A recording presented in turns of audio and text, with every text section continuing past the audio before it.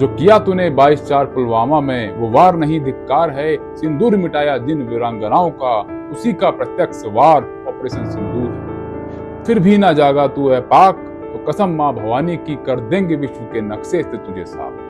तो हेलो दोस्तों, welcome to एजुबिन। जैसा कि आपको पता है कि 7 मई को भारत ने ऑपरेशन सिंदूर के तहत पाकिस्तान और पाकिस्तान प्रशासित कश्मीर में आतंकवादी ठिकानों पर लक्षित हवाई हमले किए। ये हमले 22 अप्रैल 2025 को भारतीय कश्मीर के पहलगांव में हुए आतंकी हमले के जवाब में किए गए, जिसमें 26 हिंदू पर्यटकों की मौत हुई थी। और खास बात यह है कि इस ऑपरेशन को लीड करने वाली 2 महिला ऑफिसर थी।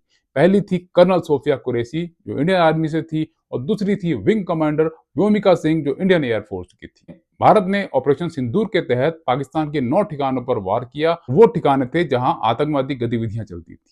इसके विपरीत पाकिस्तान ने इंडिया के 15 मेन ठिकानों पर मिसाइलें दागी।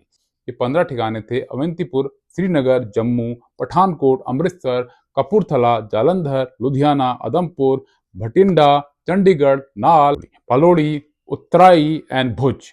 और खास बात देखिए, जो उन्होंने मिसाइलें दागी वो इंडिया के किसी भी शहर में जाके नहीं गिरी। क्यों नहीं गिरी? क्योंकि हमारी जो इंडियन एयरफोर्स थी उसका जो डिफेंस सिस्टम बहुत ही स्ट्रांग है। तो हमारे पास क्या था? S-400 air defence system. S-400 का काम क्या होता है? वो कोई भी मिसाइल या कोई भी ड्रोन आता है तो उसको पहले डिटेक्ट करता है, उसको लॉक करता है, फिर उसको वहीं पे डिस्ट्रॉय कर देता है। तो ये तो उसका एक फंक्शन है। दूसरा फंक्शन ये है कि वो पहले टारगेट फिक्स करता है कि कहाँ से वो मिसाइलें आई हैं, कहाँ से वो ड्रोन आए हैं, फिर उस जगह को भी डिस्ट्रॉय कर देता है। तो पहले तो उसने क्या किया, हवा में ही वो सारी मिसाइलें डिस्ट्रॉय कर दी। तो इससे अमृतसर कुछ जगह पे जो है कुछ मलबा भी गिरा है।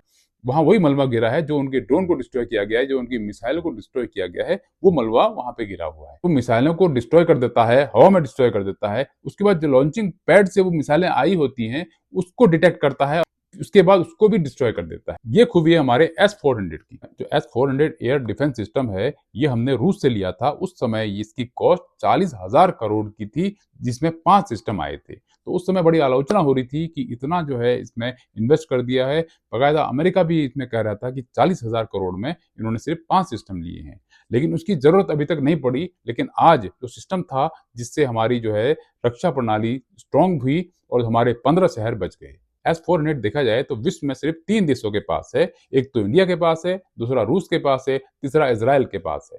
तो ऐसा नहीं है कि पाकिस्तान के पास डिफेंस सिस्टम नहीं था, उसके पास भी डिफेंस सिस्टम है। उनका जो डिफेंस सिस्टम है वो HQ-9 है, जो उन्होंने चाइना से लिया है, लेकिन उसकी क्वालिटी इतनी घटिया थी कि वो हमारे जो अटैक हुआ उसको डिटेक्ट नहीं कर पाया। S-400 का मेन फंक्शन क्या है कि 400 किलोमीटर तक की दूरी पर हवाई खतरे का पता लगाकर उन्हें नष्ट कर सकता है। ऑपरेशन सिंदूर में जो भारत की कार्रवाई हुई थी उसमें भारतीय नौसेना ने राफेल लड़ाकू विमानों से स्काल्प मिसाइलें और हैमर बम जो है फेंके, जो 23 मिनट की अवधि में 9 स्थानों पर हमले किए गए।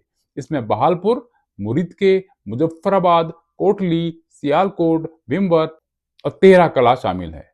इन स्थानों को जैश-ए-मोहम्मद और लश्कर-ए-तैयबा जैसे आतंकवादी संगठनों के ठिकानों के रूप में पहचाना गया था। इन हमलों से पाकिस्तान के आतंकी संगठनों को जो नुकसान हुआ है वो तो है, लेकिन जो ये हमला हुआ है इससे क्या हुआ कि पाकिस्तान का जो स्टॉक मार्केट है वो भी बुरी तरह क्रैश हो चुका है। ऐसा इसलिए क्योंकि कोई भी इन्वेस्टर है वो ऐसी जगह पैसा लगाना नहीं चाहेगा जहां उसका रिस्क हो।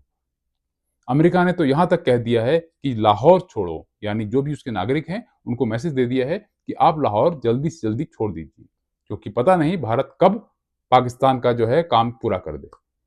तो अगर आज की वीडियो आपको अच्छी लगती है तो वीडियो को लाइक कीजिएगा, शेयर कीजिएगा। फिर मिलेंगे एक नई केस स्टडी के साथ। तब तक के लिए good bye, have a nice day.